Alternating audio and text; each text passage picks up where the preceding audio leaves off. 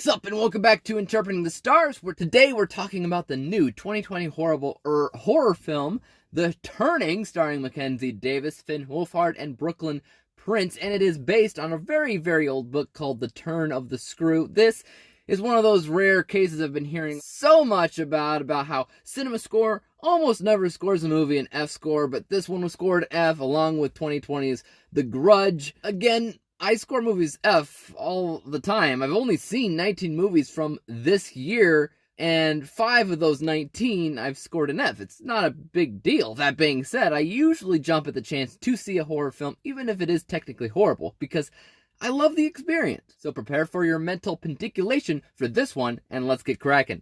This review is brought to you by the word of the day, pendiculation. A stretching and stiffening like after you just wake up and have to crack every bone in your body. The Turning follows around Kate, a live-in nanny who is hired to look after a brother and sister born into privilege. Their parents are dead, and it's up to Kate to make sure that they don't get too rambunctious. The longer she stays at this home, the longer she begins to notice that things aren't all as they appear to be. The kids in particular are acting very odd and potentially deranged. Now, personally, I like a good, creepy kid film, emphasis on good because there's a lot of them out there. The Turning is a film that is truly aimless in its direction, where basically a bunch of weird things happen, but it's not really heading in any real direction. It's as if they're trying to be weird or creepy just to be weird or creepy. The people are empty and uninteresting. Nobody is trying to actually do anything plot-wise in general. The movie's not about anything. It actually baffles me as to what the writers in the writers' room actually talked about in their meetings. Oh, I have an idea. Let's have a couple of really weird kids. Oh, that sounds terrifying. And then what? Oh, I'm sorry. What? I mean, what happens after you talk about weird kids in a weird house? What happens then? Oh, I don't know. Let's have some random ghosts.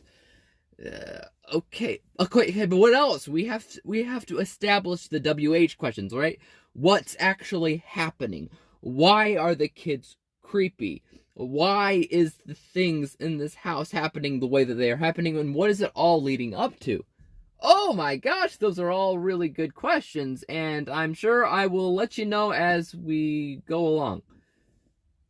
Will you, though? Of course!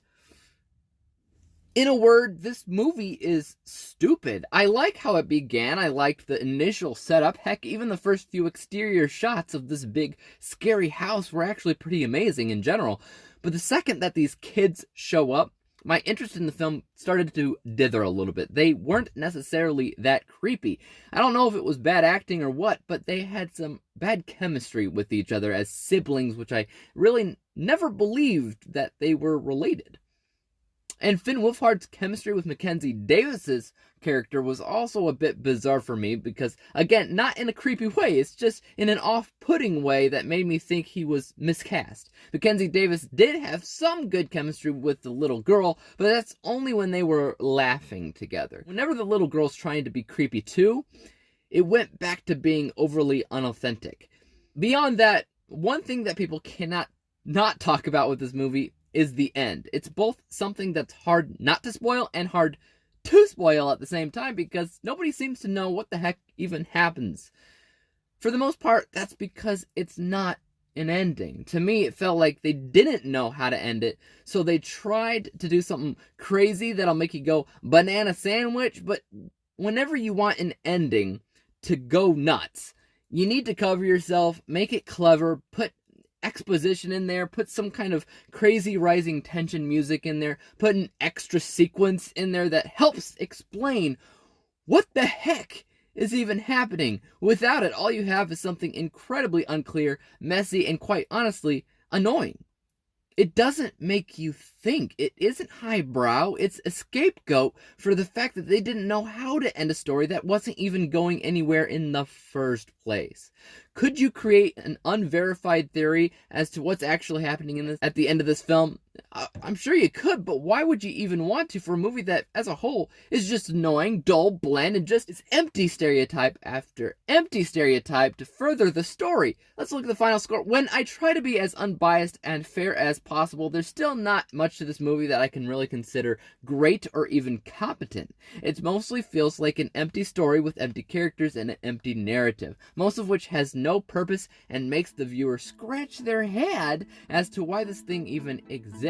My unbiased score is 38%, but seeing how aggravated I got with this one, my bias score is a lot lower at 16%, averaging everything out to a final score of 27%, 27 out of 100 possible stars, making The Turning the worst film that I've seen this year, and so far, I'm guessing from last year's scores, it'll be hard, but not impossible, to beat this score. Who knows? We'll see, though.